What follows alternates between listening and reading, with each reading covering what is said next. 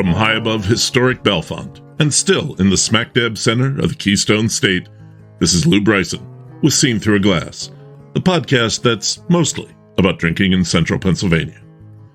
Welcome to episode 27, Hanover, 6 breweries and a whole lot of snacks. As always, you'll find pictures to go with this episode on Instagram at Stag Podcast or on Facebook at Seen Through a Glass. You'll also find my link tree. Click on that to find a link to my coffee page, where you can drop a few bucks to help keep this going. And if you've already donated, thank you. There's also a link to a new super short video I made to explain the show called Got a Minute? You can watch it and then share it with your friends so they can join our legion of fans. There's a link to What's Brewing PA, the beer video series I've been co-hosting with Glenn Macnow of WIP Sports Radio. It's a lot of fun and full of geeky beer stuff. If you like this episode, please take a moment to leave a rating or review when you're done. The more reviews and ratings we get, the better we do on search results, and the more people find the show. Thanks for your support. And now, on to Hanover. Hanover lies on the border of York and Adams counties, a prosperous-looking town of about 16,000 people. It's less than an hour from Baltimore, Gettysburg, York, Harrisburg, and Frederick, Maryland, and it really shows influences from all of them. Hanover started in 1745, when Richard McAllister bought up the forested land where the town is today and built a log tavern at the intersection of the Hanover to Baltimore Turnpike, York County's first public road, and the Monocacy Road, a native trail that was old when the settlers arrived, running east to west across the area. Anyway, McAllister would sell off his land in small lots in the 1760s with the provision that purchasers had to build a house within 2 years. The offer proved popular with German settlers, although the town was locally known as Hickory Town because the settlers built cabins from the plentiful hickory trees in the area. It became Hanover officially for the usual reason.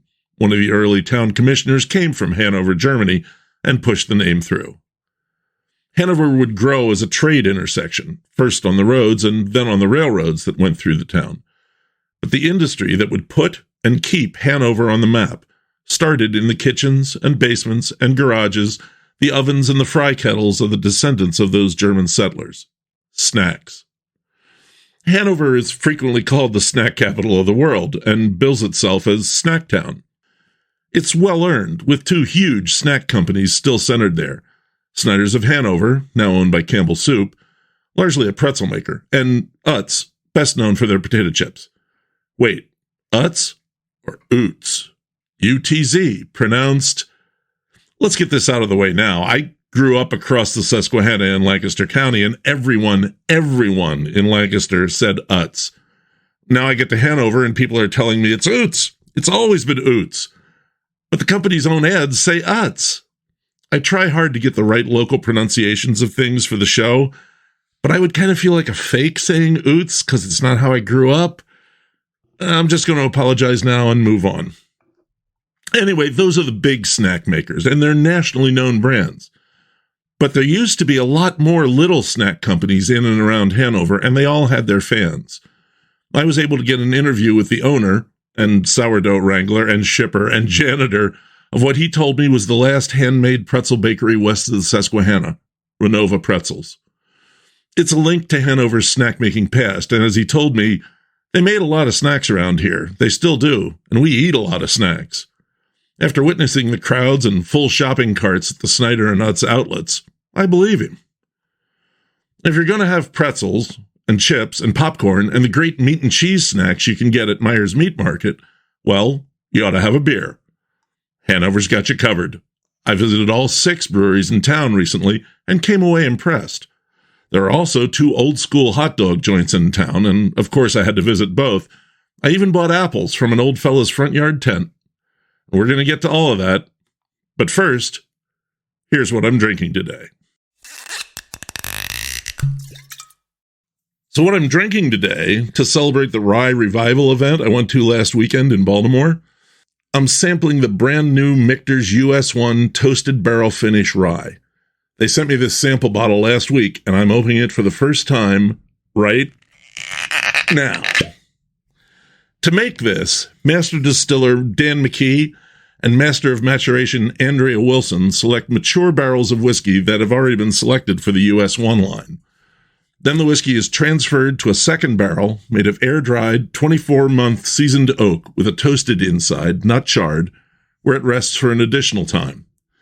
This bottle is from barrel 23G2641 at 109.2 proof, 54.6%, and it has a suggested retail price of $120. Let's try it. Beautiful color, dark amber. Maybe a touch of red to it as well. Wow. Big nose jumping out of the glass. This is not a young rye. There's definitely some wood there. Peppermint notes.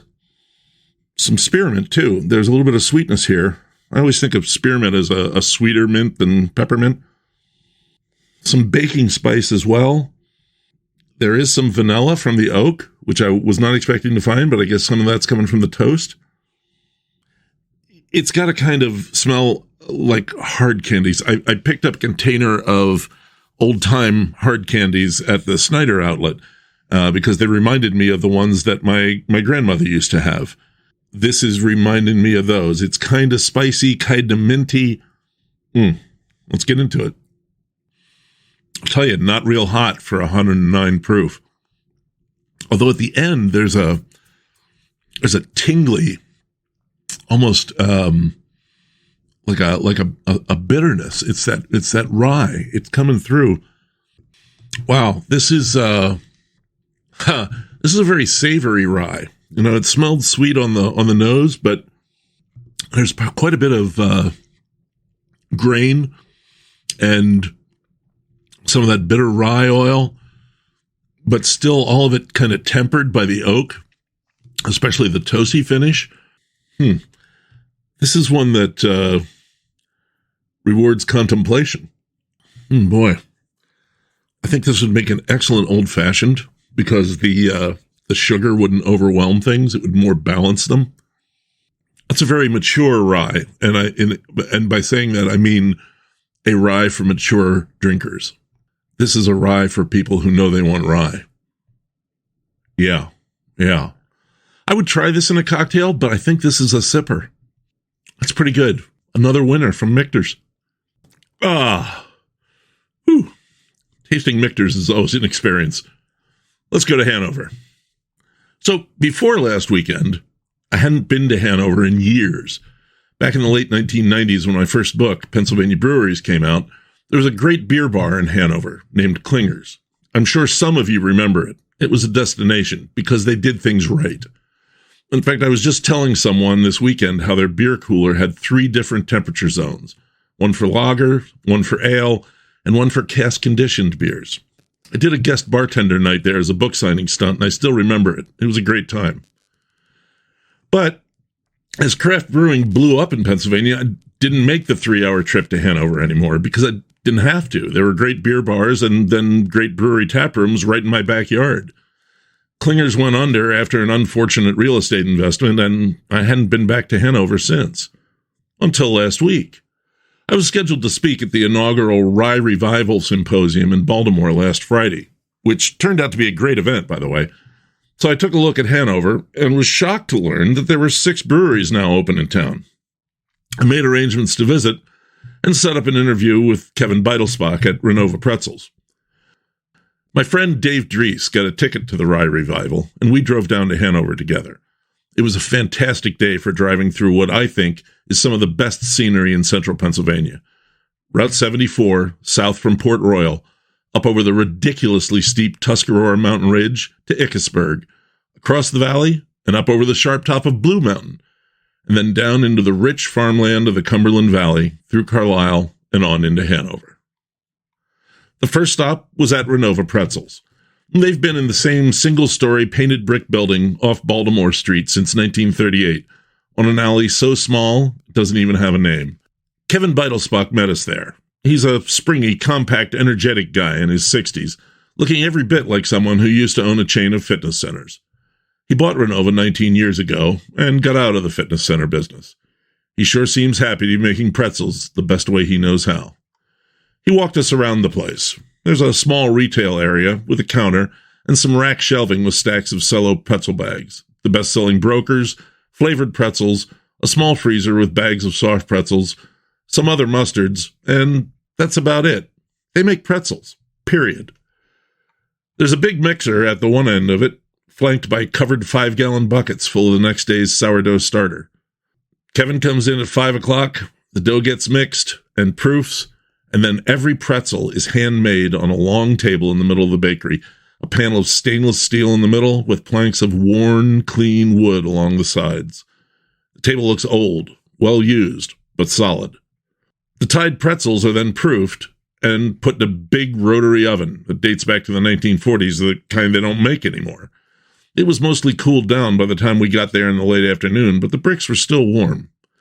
Kevin showed us some pictures of 2 repairmen head first in the oven when they had to repair the undercarriage over the summer. It was the first time they'd had it apart in years. Then he showed us the extended shop vac contraption he'd used to vacuum out all the leftover salt while the oven was opened up. Buckets and buckets of salt. And it was still all over the place outside like a small drift of snow. They toss the big white crystals on the pretzels by hand as they go in the oven, and they toss them with abandon. The last stop for the pretzels before packaging is the kiln in the back, a large room with racks where the pretzels are kept at a warm temperature overnight. The real sourdough makes more bubbles in the pretzels. The hand twisting keeps them there, but Kevin said that the kiln is a big part of the extra crunch that people love about Revonah pretzels. By the way, the brokers, they break the pretzels intentionally. Kevin said he knows a person's not serious about pretzels if they bite off a whole one. You get pretzel all over the place, he said. A real pretzel eater will break off a piece and pop it in their mouth. For more pretzel lore, let's do that interview. Hey, I'm here with Kevin Bidelspach, owner of Revonah Pretzels in Hanover. How you doing? I'm doing great. Thank you, Lou. We just got a tour of the place. I'll show you some pictures later. I've actually experienced this with bourbon. It's an interesting combination of really old machinery and some fairly new stuff as well. But it works for you, right? It works for us. Yeah, yes. yeah. Yes. How long has the company been around? 1935? This location started 1935 by the Greenhole brothers. Okay. And then was later changed to Revonah Pretzel. Okay. And you told me they started in their basement? Yes. The 2 brothers started in front of this building in their basement in 1935. And after perfecting it in 3 years, they decided to give up their backyard and build this bakery, set up brick ovens, built in the wall, fired with coal, and started making production handmade pretzels. Wow. And you were telling us it's Hanover, it's snack town. Absolutely. There was a lot of pretzel makers back in the day. Yes. And a lot of pretzel eaters too. And a lot of pretzel eaters. Yes. Yes. When did you take over the company? I've been here 19 years now, so that was back in 2004. All right. Never worked in a pretzel business before, but I did eat these pretzels, so I had an idea where I was headed. That first year was a challenge, getting to know the people and the business, but we figured it out. Yeah, I just wondered, why did you buy a pretzel baker, of all things? Well, actually, my father expressed interest in this about 20 years prior to that. Oh, wow. And then the person who owned it prior to me getting it remembered that my father had shown interest and asked him again if he was now interested. And at age 70, he thought he'd take a pass on it, but then he did share the idea with me, and after contemplating it, I thought it might be a good step in my career. Okay. To make clear, Revonah is Hanover spelled backwards. It is, so yes. It's right here in town. Very appropriate really name for very this much place. in town. Yes, like sir. An alley. We are considered part of the downtown, yes. Yeah. Yes. And all you make is pretzels? You don't make any other kind of stuff? At this time, really, we just are pretzel people. Okay. Anything pretzel, pretty much. Hard or soft. Right. Yes. Right. Why nothing else? Well, I think the way the bakery is designed, it was designed specifically for pretzel making. So for us to go off of that beat, we'd have to change some things. And one thing that we are conditioned here, not to change. Yeah. Okay. Change is not good here. Yes. Okay. Yeah. You do make a number of flavored pretzels. We do. Jalapeno, Yes, crab. Does the flavoring go in the dough? Is it sprinkled is, on? yes. It's in the dough. Okay. Yes. Most of your flavored pretzel products might be considered a topical, where the seasoning is actually applied on the outside of the pretzel, because in automation, it's very hard to put these seasonings into the dough without clogging up the equipment that processes it. So what we do, because of using the mixers that we do, we actually mix our dry ingredients right into the dough, so it's not a topical, and we think it enhances the flavor because you get it in every bite. It's in every bite. Yes.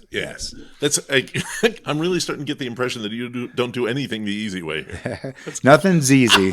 Nothing good is easy. Okay. Anyhow, yes. Fair enough. So how do you make a pretzel? Well, first thing you have to do is plan out your day and start with a sourdough. We are an authentic sourdough product, so that means we take yeast and a wet flour mix, and we actually allow that yeast to ferment.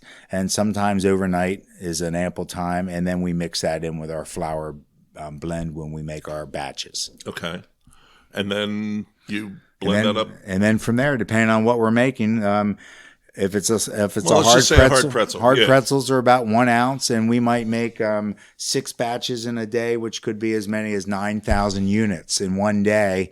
And then those pretzels are mixed, rolled, baked, and then overnight kiln dried, and then the next day packed and ready for distribution. And when you say rolled, you're talking about like what, 4, 5, 6, 8 people on? Well, one person rolling pretzels for 6.5 hours is supposed to roll 3,000 pretzels in a shift. Okay. So that's a little hard to do with the way we're set up, because we do so many different things compared to what they used to do here, just making hard pretzels. But it used to be a piecemeal thing where they took 6 people, multiplied it by 3,000, and that's how many we're doing today. Oh, okay. Yeah. But they are hand rolled. Every one of them. And hand twisted. Every one of them. Okay. Yes. All right. The thing about pretzels being praying hands, is that a real story? Well, they say that was the development of the pretzel twist, so to speak. The shape. Was the monks used to pray in this manner, and with the hands crossed on the chest. Yes, and they developed a snack so that they could share it with the youth to help the youth see how it ought to be. Prayer, okay. And it was a representation. So they do attribute it to the monks. Now, for us, hand twisting, it works well because it lays flat and we can handle it, versus something that's round or circular that might roll all over the place, versus the pretzel that we can lay flat. Yeah. Okay. What makes your pretzels different? Is it the sour? I mean, it's everything, I suppose. Well, the process is.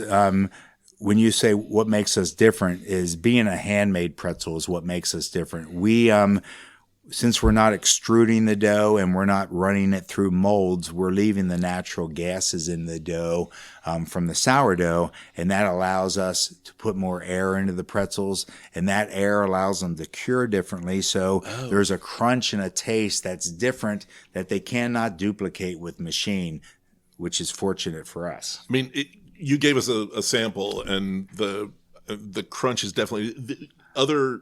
What extruded pretzels seem to get dusty and kind of grammy. Yeah. We always call it kind of grammy taste. There's not a lot of air when you break one open. It just looks dense. It's not a lot of air pockets in there. This was more like, I mean, there was almost a crunch every time I closed my jaws. It's all in the crunch. It's all really in the crunch. Yes. Now, we talked about hard pretzels, but your soft pretzels are a big part of your business. That's correct. Probably half of our business. Okay. What's the difference there? How do you do that differently? Weight and time in the oven are the two biggest things. So it's per pretzel, it's a bigger weight product, and then it gets baked less. We do use a special flour for that, mainly for fluff and shelf life. Okay. But similar, still wheat flour. Mm-hmm. And then again, it's just baking time is the biggest difference. They say that back in the day, soft pretzels that's the product that was introduced in the States. And Okay. It wasn't until people started making soft pretzels that they overbaked them and accidentally created this hard product. Crunchy hard pretzel, yeah. Tried it, thought it was different, and we've perfected it. Okay. Over the last 80 years. Yeah, I mean, I've been over to Germany a couple of times. There's a lot of soft pretzels, Yes. but not a lot of hard ones. Yeah, I believe we're responsible for the hard pretzels. Yes, absolutely. Okay. Again, you're in Hanover. It is Snacktown, USA. Yes, sir. Are there more expectations when people get a snack from Hanover? Do people know? Well, I think people know. I'm not sure that just because they know, they understand. Okay. I think the people of Hanover understand because we have lots of options. So if you have 10 options, you can maybe prefer one over the other. If you only have one option, you don't really have a choice. And sometimes we're limited by the word distribution. So maybe in the West Coast, they only have the option of one pretzel. There's only 3 real big pretzel makers: Frito-Lay, Snyder's, and Utz. And when you look at it that way, they've just recently, Utz and Snyder's, Hanover companies, have just recently started distribution on the West Coast within the last 10 years. Uh-huh. Yeah, I mean, as a Pennsylvanian, it's kind of cool that the 2 of them come from here. Oh, for sure. That. Absolutely. Yes, indeed. So what's it like running a really small place, practically in the shadow of those 2 big companies? Well, as long as we can keep the quality of our product on the top, I think that's our advantage because the traffic that we have coming in here for a small business in the alley speaks for itself. A lot of repeat customers, people coming in at 7:15 in the morning for a soft pretzel. You wonder if they go to bed thinking about that. I mean, that's what I think because I'm the one baking it. I think it's been reputation with this place. This is Hanover's Bakery. Yeah. No doubt about it. Yes. No slant, but it's not your appearance on the outside. It's a door. It's 85-year-old cinder block building. Yeah. But there's probably been millions and millions and millions of pretzels made in here over the years. Yeah. Yes. Just for people that want to experience that, you have hours at the bakery 6 days a week? Yes. We bake pretzels 6 days a week. Our outlet store, which services all of our products, is open 6 days a week. And hours? Yeah, roughly? Monday, Wednesday, Friday, we start at 7 in the morning until 5 at the store. Tuesday, Thursday, 7 to 3. And then on Saturdays, it's 7 o'clock till 1. Okay. Yeah. All right. And if people are in Hanover to get pretzels, what else should we do in Hanover? Oh, gosh, we have a lot of unique items. I think the easiest way for me to explain that is, what is the wish list for those people who don't live here anymore? Oh, okay. It seems to be Revonah Pretzels are at the top. Mm-hmm. Loaded hot dogs with onions and chili are number 2, maybe. Okay. Sweet bologna. Lebanon bologna. Sweet Lebanon bologna is another thing local to our region that people can't get in other areas. Yeah. And then from there, it goes down to like tasty cakes from up east to other snack foods. But I would say that Revonah is definitely in the top 3 favorites of people who come to Hanover, search us out. They don't come to Hanover without stopping in to see Revonah. Okay. Kevin, thank you. Hey, Lou, it was a pleasure talking with you. That's a good talk. All right. Thank you. Bless you. You bet.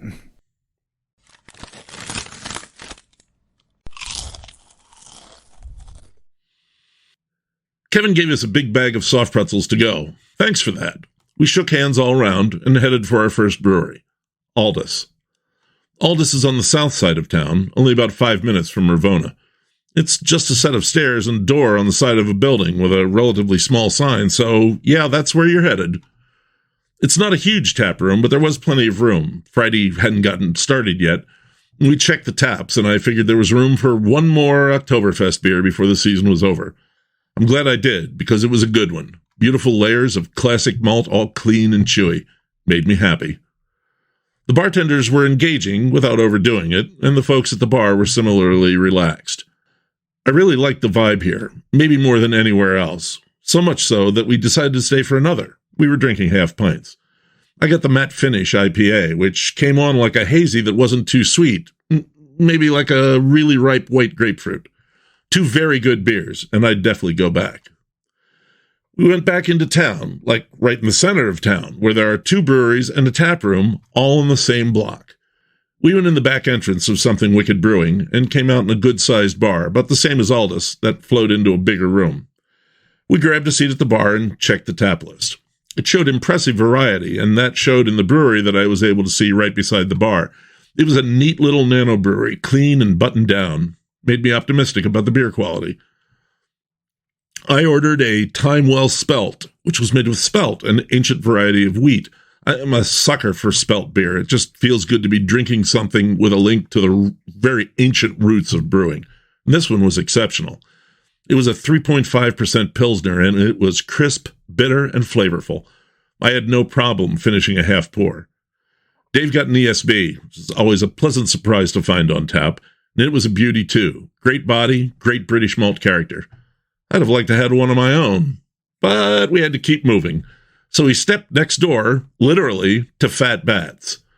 I'm not sure what I think of two unrelated breweries right beside each other. Is it good business? Is it a rising tide floating boats? Or is it too much competition?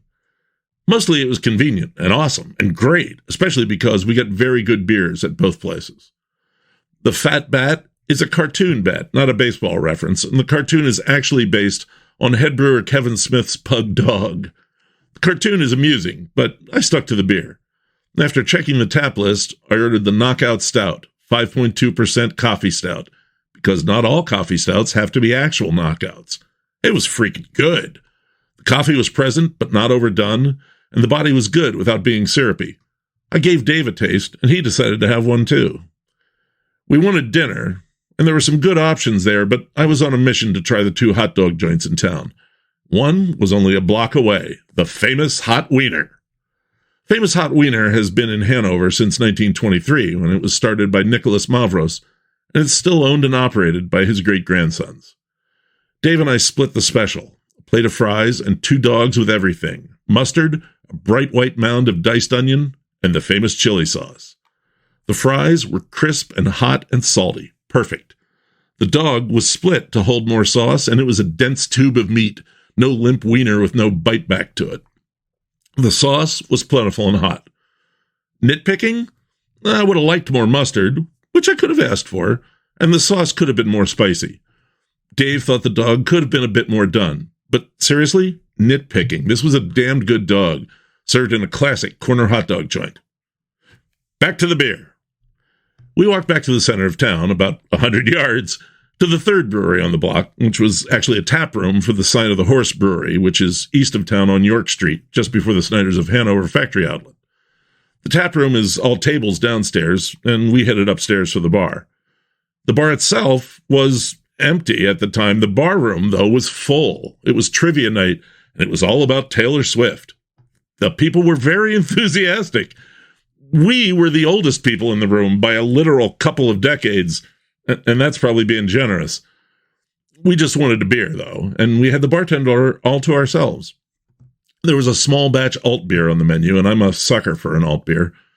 It was properly bitter and had a nicely herbal hop aroma to it. Very nice. We drank our beers, and then we headed for Baltimore.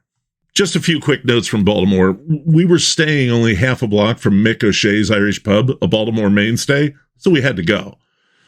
I started with a Key Brewing Pilsner, and Dave got a 51 Rye IPA from Monument Brewing. After I tasted his, I also got that for my next round, and we stayed on that the rest of the night. I mean, we were in town for a rye whiskey thing, and it was a great beer. We went to the Rye Revival the next day, and for a first-time event, it was impressive. Very well organized, and some top-notch speakers. Clay Risen, Todd Leopold, Carla DeVito, T.W. Wright. They even let me blather on a bit. The tasting part of the event was fun, in a rooftop bar a block from Baltimore's Washington Monument. We sampled a lot of ryes, from Old Line Spirits, Covalent, Catoctin Creek, McClintock, Meinl Schmidt, Whistle Pig, and some of the Leopold Dickel collaboration. It was fantastic. When Carlos said we should really go get dinner, I suggested the Brewer's Art, a favorite brew pub of mine, and a Baltimore institution for almost 30 years, which was conveniently only a 10-minute walk away. We went, and although it was very busy, we were able to find a table in the bar. Eventually, there were 10 of us around that table, including Dave and I and Carlo, Todd, and some folks from Maryland distilleries. It was quite convivial. The food, as always, was excellent. I had a Flammkuchen flatbread, and Dave got a chicken schnitzel. The beers were exceptional. We were happy to find another great ESB on tap, and I reacquainted myself with Resurrection, a fruity Belgian-style double that's been a Brewer's Art staple for almost 25 years. It was a great night, folks.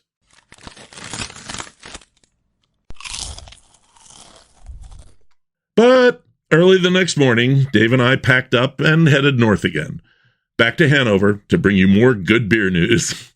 It was a frosty rural ride through Maryland farmland, and as we neared our first stop, Myers Meat Market, we were seeing apples for sale at orchard stands. I finally had to stop at a place. It was just a pop-up tent in a guy's front yard. He was an older gentleman, looked to be in his mid-80s, and he said this was his last day of the season. I got a large bag of Cortlands and a larger bag of Honeycrisps for $12. He told me it had been a bumper year for apples, and that many apples were being left on the trees, that the processors weren't offering enough to make it worth picking. That jibed with what Dave and I had been seeing, trees covered in apples and many more just fallen on the ground. After being asked to pay $3 or more a pound for Honeycrisps in the stores, this really bothers me. Seeing families and children not able to afford any fresh fruit bothers me more. We would benefit from some system or program that got these apples to people who are hungry, who are truly needy. I'm not sure what that looks like, but I am sure there are people who do. Apples are going to waste. Food is going to waste. Anyway, Myers Meat Market wasn't much farther. It's a full grocery store with a lot of local and small producer stuff, but the meat counter runs for probably 40 feet or more, and it was busy. I snagged a ticket and waited my turn. I got a chunk of their house-made sweet bologna, cloth-wrapped and smoke-rich, some sweet and solid smoked sausages, a house-smoked ham hock for bean soup, and the prize of the day, their own-make dried beef, lean, real meat, not formed and pressed, thin-cut, but not paper-thin. I made dried beef gravy with it the next morning, and I'll tell you about that shortly. Then Dave and I went to the snack outlets. Utz is at their old Carlisle Street plant, which I learned is slated to close in the spring after almost 100 years of operation. The jobs will be moved to a nearby, more modern plant, but people are aghast at the thought of this plant, a Hanover landmark, shutting down. The retail store is large, a supermarket of snacks. Chips of all sorts, Utz, Zaps, Dirty, Golden Flake, Tim's Cascade, Hawaiian, and all in their flavors. Tortilla chips, veggie chips, pretzels, and popcorn, plus all the holiday versions, chocolate-covered, peppermint-blasted, kettle corn, in packages from minis to 5-gallon drums. I got some Zapp's Cajun Dill Gator Taters, some chocolate pretzels, and a bag of tortilla multigrain chips. Then we hit the Texas Hot Wiener for a late breakfast. We sat at the counter and got a very friendly waitress who got every detail down. We wanted 2 dogs, 1 each, well done, with extra mustard, sauce, and onions. Dave hit the men's room, and while he was gone, I took the opportunity to add a plate of fries with chili sauce to the order. It was more than we could eat. The dogs were substantial and meaty, juicy. There was the accustomed mountain of fresh diced onion that just fell everywhere when you pick it up, and plenty of sauce. The fries were thin and crisp and numerous, with a generous ladle of sauce over the top. The sauce was meaty and good, though again, could have had a bit more spice to it. Oh, wow. Then we hit the Snyder's outlet outside of town. There was a table of their classic sourdough hard pretzels right at the door, the big bags, for 99 cents. I had to. Snyder had a lot of pretzels, but they're part of Campbell's Soup now, and they own a lot of different snack brands, and they were all at the store. Archway cookies, Diamond Nuts, Stella D'Oro cookies, Cape Cod chips, Pop Secret, and all the Lance snack crackers. Oh, and Andy's Thin Mints, which is a family tradition at Thanksgiving, so I grabbed a bag of those, too. And right at the register, as I was checking out, I found a small display of tea-berry gum.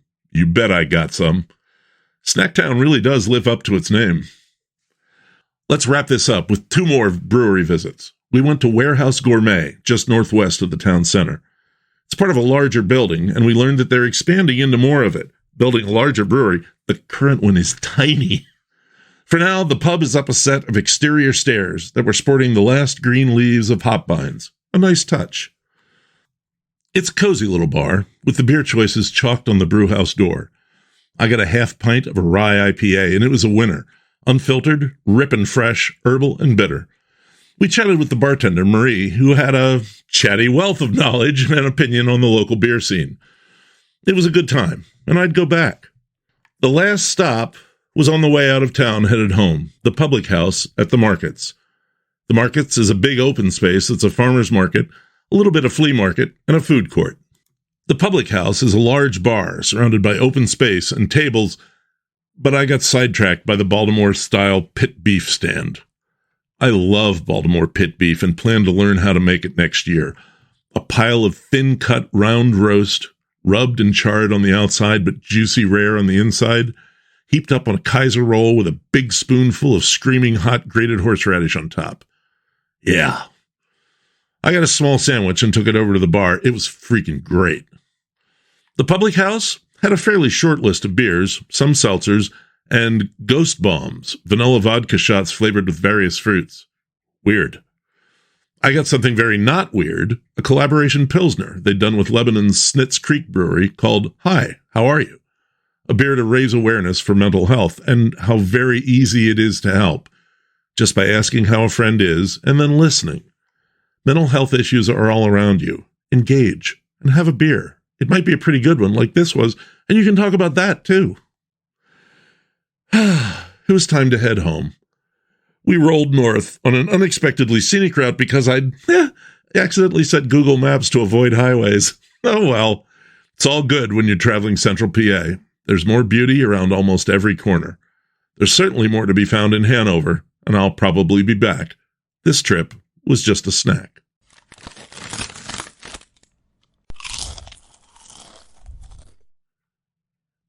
That might be it for Hanover for now, but I did want to use that dried beef. Dried beef gravy was a staple in our house when I was growing up. We ate it at least twice a month. My mother used to mail the plastic packs of it to me at grad school in Pittsburgh, and I'd boil potatoes and make 3 frugal meals off it. But I hadn't made any in years. So, Sunday morning, I poured a cup of coffee and started cooking. First, I pulled out about 1/3 of a pound of the beef, rolled it up, and sliced it into 1/2-inch shreds. Then I put that in a nonstick skillet with a tablespoon and a half of butter and got that going, adding generous amounts of black pepper. Next, I stirred in 3 tablespoons of flour and kept stirring till the flour and butter were well integrated. Then I slowly added 2 cups of milk, stirring constantly to avoid lumping. I turned it to low and stirred occasionally. Meanwhile, I was doing a bag of onion tater tots in Nora's air fryer.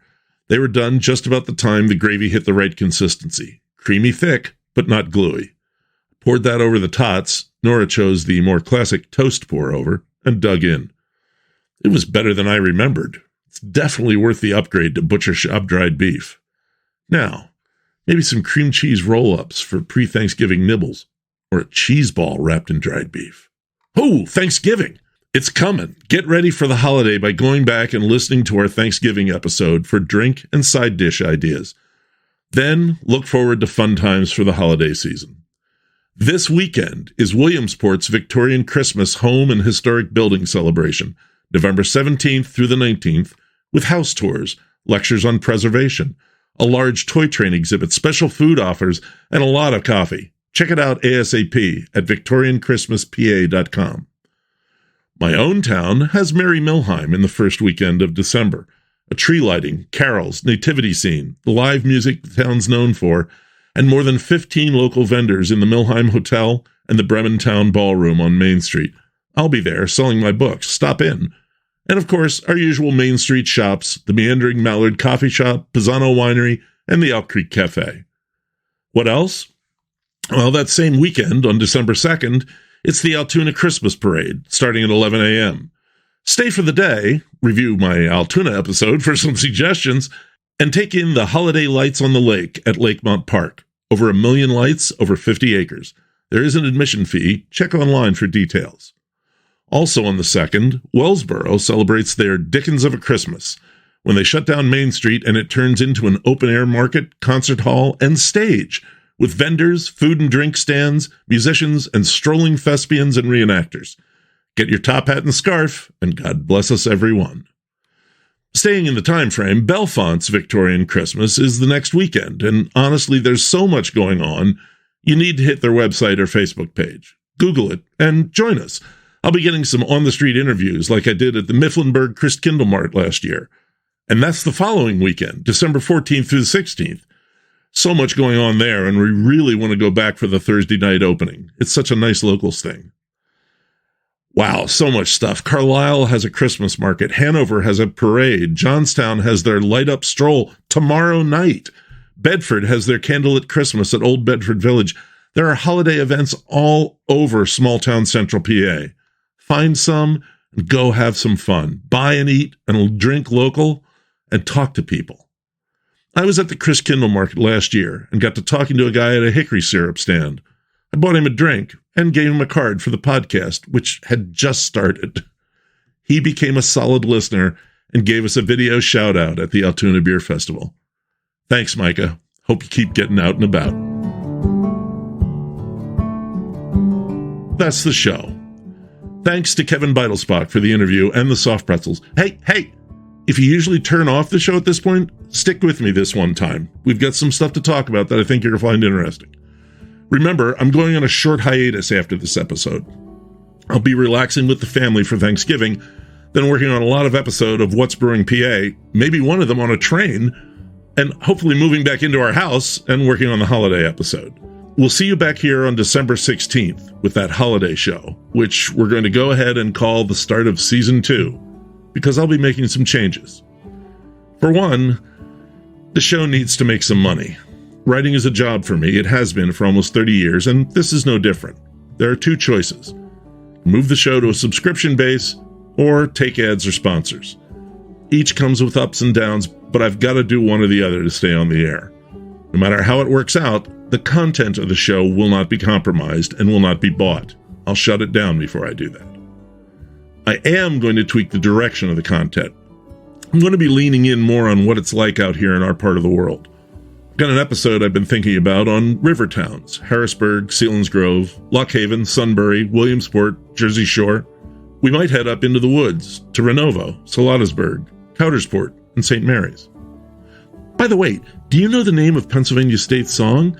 It's Pennsylvania. Yeah, don't feel bad if you didn't know. It's wildly generic. It's like they made it down at Build-A-Song. Anyway, you seem to like whiskey and beer, and I'm going to do more on that. But I also want to do some food history. I've found out this year that things aren't necessarily what I've been told about with some foods, like whoopie pies and Texas hot dogs, boilo, and Pennsylvania's homegrown variations on pizza. I've found some new foods to me, like soupies and ham pot pie. We're going to dig into this stuff. First, though, the holiday show is coming. Still trying to nail down the main interview, but we'll have treats and festivals and some surprises. It'll be worth the wait. I've already got the post-Christmas week show largely completed, so plan on sitting back in your new pajamas with a big mug of leftover Christmas cheer and a plate of cookies to listen to that one. Until the first show of our second season. Wow, it's been a wild, rough, wonderful year. Thanks for listening. This is Lou Bryson on Seen Through a Glass from the smack dab center of the Keystone State.